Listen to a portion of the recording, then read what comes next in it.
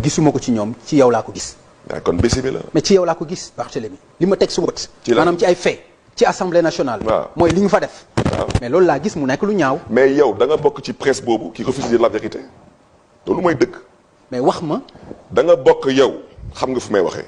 ci presse bi qui refuse de dire la vérité xam nga tax ma ñëw TFM parce que saa yi bu may ñëw TFM ñëpp ne ma bul dem TFM man la damay dem TFM ce que j'ai à dire je le dirai sur la TFM yéen votre groupe là moo xam seen journal seen rajo seen télé yéen est-ce que yéen wax ngeen les violations du règlement intérieur vous devez informer juste et vrai vous ne l'avez pas fait vous ne l'avez pas fait am ngeen nag droit féetoo gauche wala droite wante vous n'avez pas le droit de ne pas dire la vérité.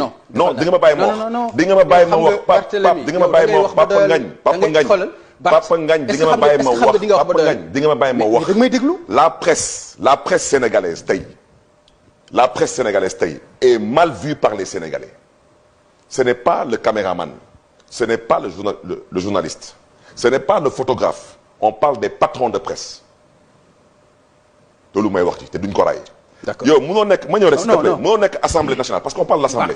Pape di ma may ma wax Pape xam nga dama ne comme lu ma bëgg ñu d'accord ci ba pare. Pape da nga ma poser question di nga ma may ma wax. posé wu ma la question dama la wax li ma xalaat ci li nga def assemblée nationale mais dama bëgg nga déglu da nga poser question ak teg ci yokk ci affirmation c'est très grave ci man lu ma gis yow yaa def lu ñaaw Pape Ngagne damay poser une question Macky Sall est candidat à l'élection présidentielle. Papa Ngagne est candidat à l'élection présidentielle Massamba Lé et Mademba Lé ngeen dem déposer seen caution CDC caisse de dépôt et de consignation ñu jox leen seen récépissé ngeen dem conseil constitutionnel valider seen ay candidature jour élection bi ñu dugg ci ay centre de vote dugg ci bureau de vote il n'y a que le bulletin de Macky Sall est-ce que yow di nga ko nangu yow doo ko nangu doo déposer sa caution conseil constitutionnel enregistré sa candidature jour élection ñu ne la yow ce bulletin nekku fa c'est ce qui s'est passé à l'Assemblée nationale ma candidature a été enregistrée en bonne et due forme ainsi que bossu Lamine Thiam ak bossu Ahmed Aïdara au niveau du secrétariat général de l'Assemblée nationale secrétaire général de l'Assemblée nationale mu may dégg en bonne et due forme heure vote jot amul fenn fu ñuy wax ci règlement intérieur que président de séance am na pouvoir indi gendarmerie amul fenn fu ñu bind fii. non si loolu am na. amul non si loolu am na yow. amul non yow itam. Pape bul wax loolu. Pape et puis amul nañ taxaw fenn ba pare nañ taxaw fenn. waaw Barthélémy xam nga fu ma bëgg ñu taxaw ci. mooy li ngay wax ci groupe GFM wax loolu am. non si waxoo lu am. je maintiens mes propos non mais d'accord sañ nga ko. je maintiens mes propos ba ñuy xeex Ablaye Wade fii gisoon nañ taxawaayu Youssou Ndour te manqué nuyu au passage suma grand la. gisoon nañ fi taxawaayu groupe Futur Média ba ñuy xeex Ablaye Wade. ok le premier opposant de Abdoulaye Wade c'était le groupe Futur Média. ok fii laa koy waxee. d'accord léegi xoolaat leen seen taxawaay léegi Bart. xoolaat leen seen taxawaay. d'accord Bart. parce que nag vous refusez de dire ce qui s'est passé à l'Assemblée nationale. il y a eu plus d'une quinzaine de violations du règlement intérieur de l'Assemblée nationale. léegi Bart. dama ne on a exercé un droit. balaa gendarmerie dafa dugg. dóoruñu kenn xeexuñu ak kenn. liiral ma article 156 bi lan la wax. balaa ma leen lire article 156. ah non mais attends liiral ma article 156 non s'il te plaît on commencera d'abord par l'article 51.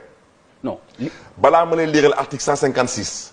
avant 156 c'est d'abord 51 52 53 ñuy dem parce que une loi a d'abord un esprit.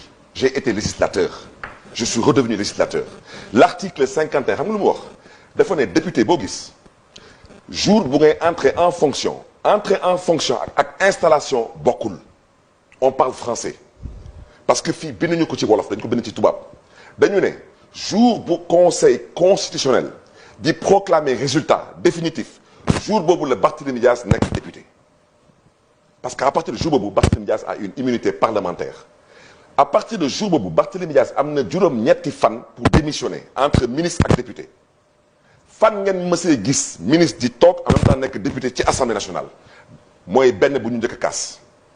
d'accord deuxième bu ñu kaas balaa ñu am président de séance ay huissiers ñëw di distribuer ay enveloppe ci enveloppe boobu ma ñëw rek s'il te plaît mais comment vous pouvez inviter quelqu'un vous ne laissez pas parler c'est scandaleux ça c'est tout de même scandaleux dama ne munoo nekk ministre ak député en même temps di siéger xanaa yéen loolu yéen journalistes yi yéen loolu gisu leen ko yéen ba may ñëw di wax am na ay enveloppe su ma bulletin nekku ci loolu yéen déggu leen ma gisu leen ma. mais ñëpp ko dégg ci télé bi lañ ko wax ko ci rajo bi mais dañ ko wax ci rajo bi wax ko ci télé bi s'il te plaît mais dama ni la. loolu mais man pareeguma. mais Barthélémy le scrutin secret le scrutin secret. Barthélémy le scrutin secret Papa Ngagne ce règlement intérieur dañ ko bind xam nga pour lan un parti au pouvoir. ça veut dire que dañu ne képp kuy candidat ñetti bulletin moo am. li nga wax ci assemblée nationale. li nga wax ci violation yi parler donc. li nga wax ci violation assemblée nationale parce que li nga wax. parce que l'émission l'heure est tellement grave et vous êtes dans l'émotion. Laissez les gens parler. Vous avez refusé d'informer les gens. mais l'émotion passée na di saaga un groupe comme ça. di ci wax lu la neex. Pape kenn mais est-ce que émotion passée na loolu j'ai fait un constat. mais est-ce que émotion passée na loolu est-ce que toi tu crois que émotion mën na passé nga taxaw ne ma man su ma ñaawtee fa nga gis assemblée. foo ko teg yow fan ko teg. toi tu es qui pour me juger moi. tu es qui pour me juger. tu es un journaliste tu poses des questions je te réponds. tu n'es pas un juge et tu n'es pas un enquêteur. il faut qu'on apprenne à se respecter. Moi, j'accepte de venir à tes émissions parce que je suis partant pour le débat contradictoire.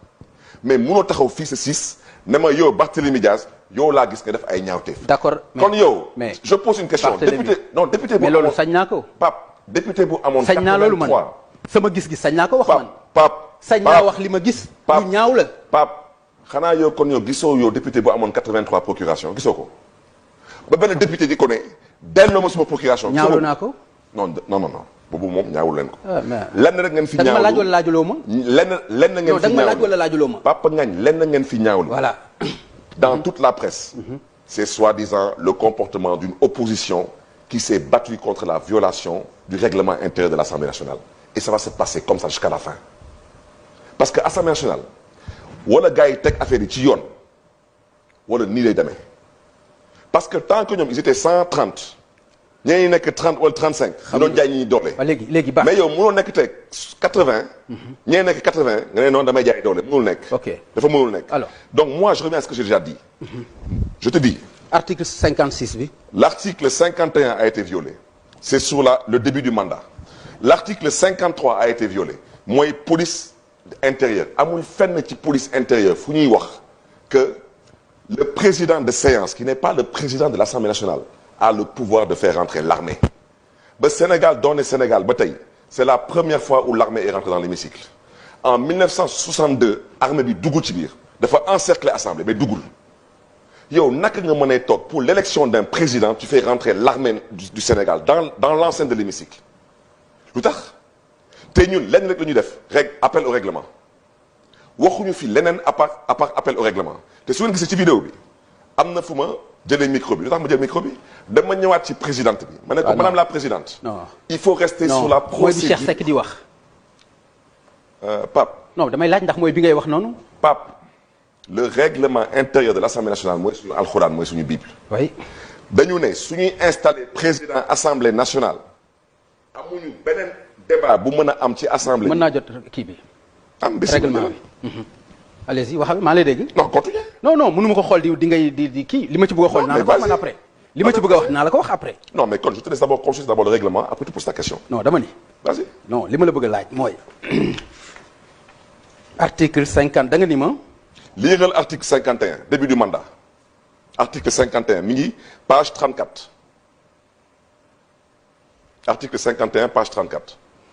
bon début du mandat d'abord ça c'est d'abord. non loolu dafa am polémique xam nga loolu dafa am werante début du mandat bi xam nga werante bi ci am. Pape on parle français. ok installation. ak entrée en fonction bokkul.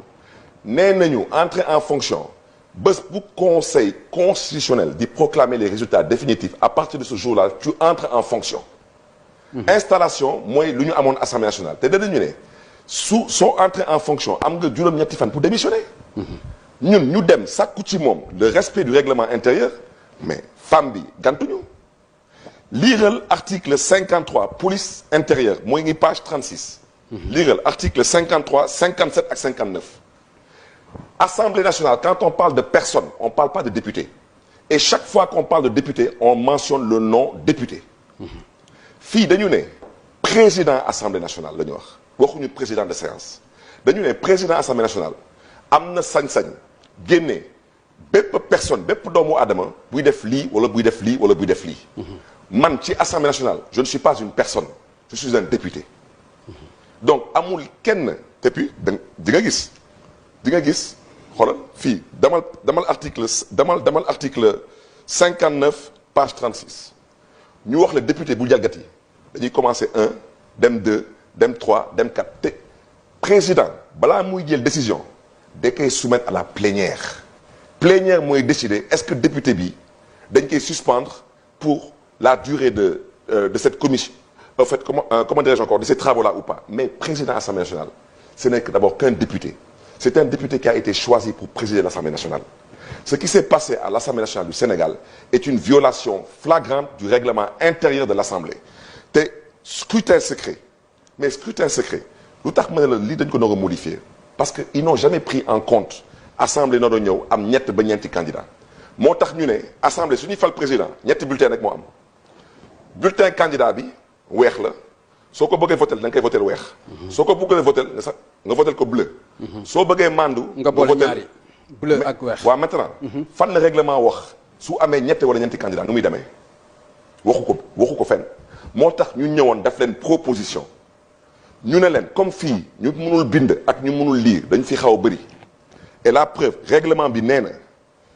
su ñuy fal le président de l'Assemblée doyen d'âge buy yéeg waxuñu day nekk doyen d'âge day nekk doyen d'âge bu mën a bind ak mën a lire ok su ñu demee ba ne bind ak lire dafa am lu tax ñu ne bind ak lire ñu ne ñuy toog ak président de séance boobu day nekk ñaar ñu gën a féetoo ndaw mais tamit ñu mën a lire ak bind waaw maintenant assemblée nga am fa ay député mënuñu lire mënuñu bind yow naka nga mën a jóg jël benn bulletin bind ci turu xaw ma waa ji Diop xaw ma naka bind turam jël soi-disant suma bos bind suma tur bosu Ahmed Aïdara nga bind turam bosu Lamine Thiam bu PDS nga bind turam waaw maintenant damay laaj waa ku bëgg a abstenir ban bulletin lay jël ku bëgg a voter contre ban bulletin lay jël d'accord moo tax ñu proposer leen comme suñuy fal ay maire wala ay président conseil départemental dañu tànn ay couleurs. ok te loolu amul fenn fu ko règlement intérieur di dàqee. d'accord ñoom ñu taxaw ne couleur du am. ok ñu ne leen lu tax ñu ne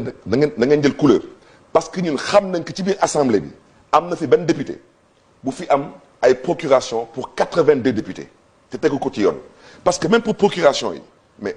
xoolal page 53 lépp boo ko bëggee expliquer dafay ko non mais parce il que faut nga comprendre ma aussi xoolal. non déglu ma Sénégal xamuñu ku tooñ. ok ku fayu la ñu xam. ok xoolal s'il te plaît dernier article bi laay wax xoolal article 88 page 53 nee na pour que Barthélémy Dias jox Pape Ngagne procuration Pape Ngagne votel ko Barthélémy dafa noor a feebar indi preuve que dafa feebar wala Barthélémy tukki wala mais naka la Barthélémy Dias mën a nekk ci assemblée nationale toog Pape Ngagne di voter à sa place fan la am. d'accord léegi Barth xam nga li nga wax nii. fan la am. non xam nga ñoom loolu mën nañ ci tontu mais li ma bëgg yow nga tontu ci. non dama bëgg yow nga tontu ci non xaaral rek Barth. loolu ñoom dinañ ci tontu non ñoom dinañ tontu. ci loolu non duñ ci tontu. pourquoi duñ ci tontu. ils ont violé la loi. ah mais pourquoi duñ ci tontu. ils ont violé la loi. mais Barthélémy. waaw ñoom dinañ tontu ci loolu. duñ ci tontu non mais xam nga lu ma bëgg yow nga tontu ci li ma lay wax. ci lan noonu. li nga wax. waaw li nga def yow. waaw par exemple loolu ñoom bu ñu ko defee. lan laa def non damay laaj lan laa def taxaw foofu di xataraayu di xëcc ay micro di ko yóbbu war nga def loolu.